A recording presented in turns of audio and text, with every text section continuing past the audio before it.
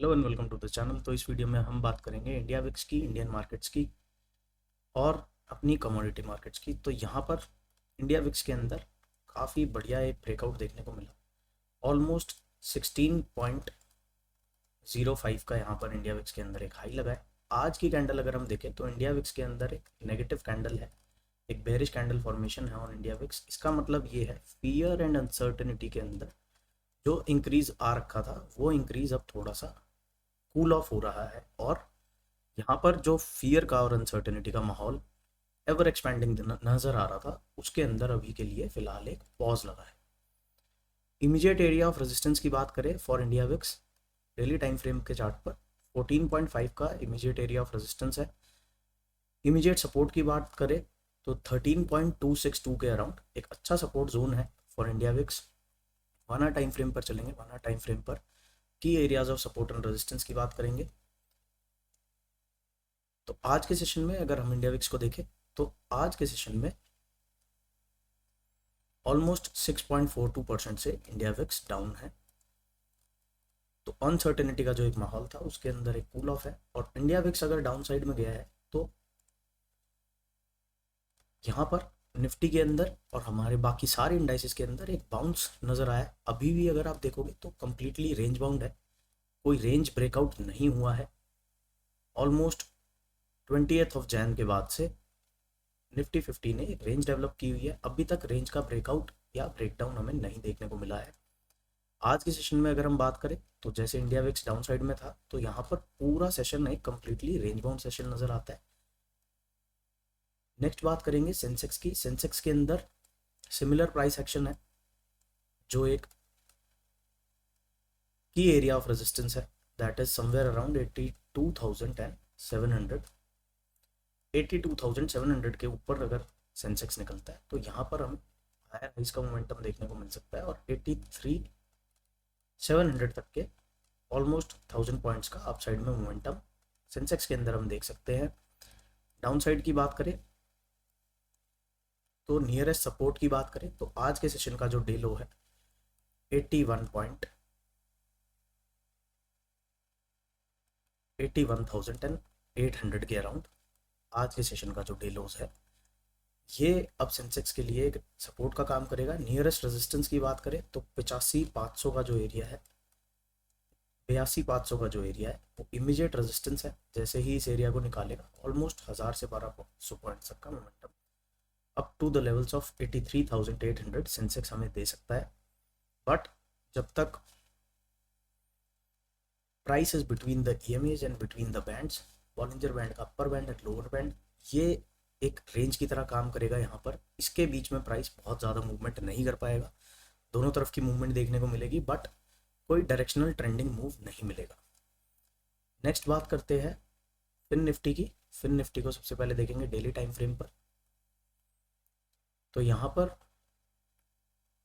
Fin Nifty ने around 26,700 के आसपास से एक डिमांड उठाई, और अभी करंटली बात करें तो 27,000 का जो एक हमारा पिवट एरिया हमने प्रीवियस वीडियोस में डिस्कस किया हुआ है, 27,000 के ऊपर फिन निफ्टी आ चुका है। तो अब जो बायस रहेगा वो अपसाइड का रहेगा, बट अच्छा मोमेंटम अगर हमें अपसाइड में चाहिए तो 27,450 का जो नंबर है वो अपसाइड में ब्रेक होना चाहिए।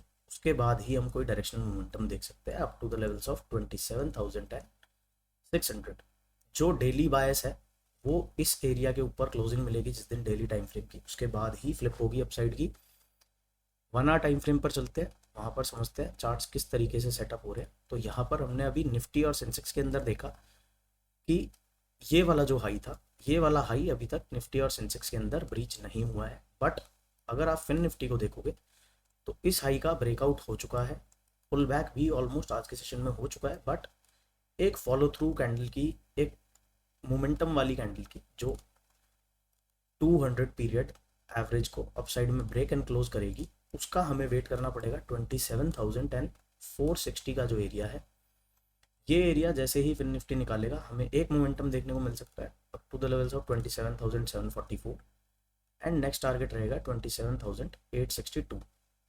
इनवैलिडेशन कहाँ रहेगा इस एरिया, इस सेटअप का इनवैलिडेशन अगर कोई भी 1 आवर कैंडल हमें 27,000 27,170 के नीचे क्लोजिंग दे देती है तो ये जो लॉन्ग सेटअप है जहाँ पर हम प्रीवियस हाइज को टारगेट कर रहे हैं, तो ये लॉन्ग सेटअप इनवैलिडेट होता है। अगर ये लोज ब्रीच होते हैं, आज के सेशन के जो लोज है, अगर इसके नीचे हमें कल कोई नेगेटिव कैंडल फॉर्मेशन देखने को मिलती है तो हम एक डीपर करेक्शन के लिए जा सकते हैं। और 26,537 का जो एरिया है वो नेक्स्ट सपोर्ट जोन रहेगा फिन निफ्टी के लिए। बात कर लेते हैं बैंक निफ्टी की। बैंक निफ्टी को सबसे पहले देखेंगे डेली टाइम फ्रेम पे।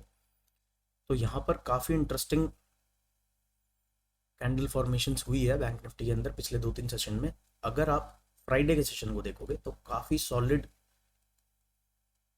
लार्ज रेड बॉडीड कैंडल थी। नेक्स्ट सेशन में अगर आप देखोगे, यहाँ पर मैं एक बार इंडिकेटर्स को हाइड करता हूँ। नेक्स्ट सेशन में अगर आप देखोगे तो हमें एक बुलिश कैंडल मिलती है, यहाँ पर काफ़ी बढ़िया बुलिश कैंडल मिलती है। और आज के सेशन में फॉलो थ्रू में हमें एक डोजी काइंड ऑफ पैटर्न यहाँ पर बनता हुआ नजर आया। तो डोजी को हमने पिछली वीडियोस में हर बार ऑलमोस्ट डिस्कस किया है कि डोजी पैटर्न को ट्रेड करने का सिंपल तरीका ये है कि डोजी का आप हाई मार्क करो एंड लो मार्क करो।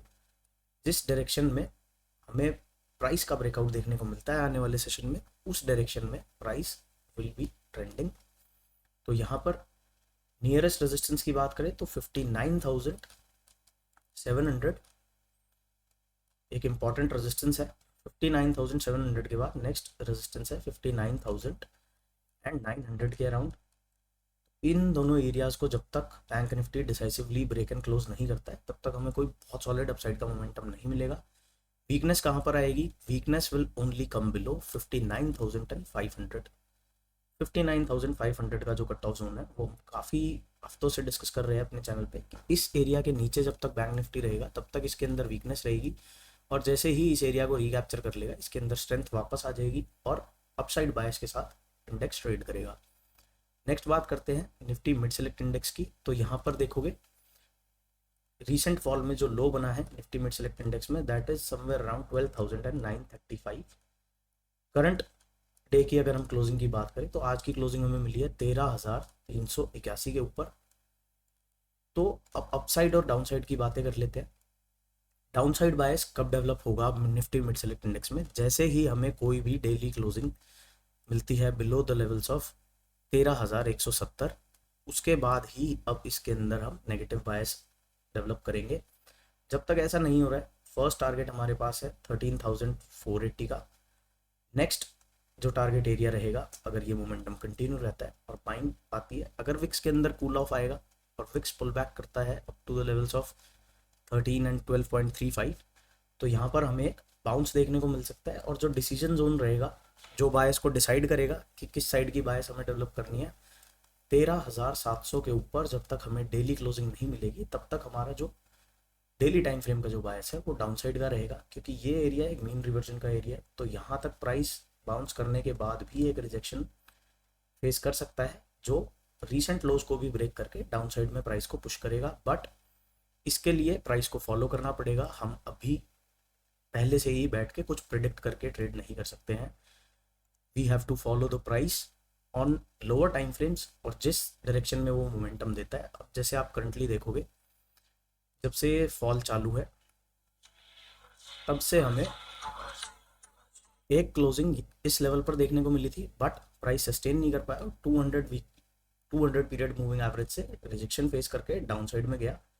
यहाँ पर भी सिमिलर प्राइस एक्शन हमें देखने को मिल रहा है। इमीडिएट सपोर्ट की बात करें तो 13,200 का जो एरिया है ये इमीडिएट सपोर्ट रहेगा। जब तक इसके ऊपर है तब तक हम एक अपसाइड का मोमेंटम देख सकते हैं up to the levels of 13,620 से लेके और 13,800 के एरियाज तक। यहाँ तक प्राइस हम जाते हुए देख सकते हैं आने वाले सेशंस में, प्रोवाइडेड विक्स के अंदर कूल ऑफ रहे, विक्स पॉजिटिव साइड ना जाए।